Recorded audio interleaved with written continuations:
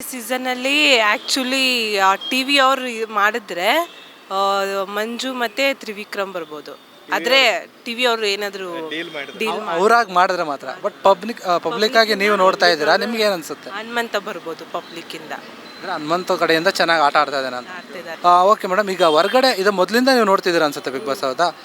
ಈಗ ಹೊರಗಡೆ ಹೋಗ್ಬಿಟ್ಟಿದ್ದಾರೆ, ಕೆಲವು ಸುಮಾರು ಜನ ಹೋಗಿದ್ದಾರೆ. ಅವರಲ್ಲಿ ಇವ್ರು ಹೋಗಿದ್ದು ಸರಿ, ಇದು ಈ ರೀಸನ್ಗೆ ಹೋಗಿದ್ದು ಇವ್ರು ಸರಿ ಅಂತ ಯಾರಿಗೆ ಅನಿಸಿದೆ ನಿಮಗೆ ಹೊರಗಡೆ ಹೋಗಿರೋರಲ್ಲಿ?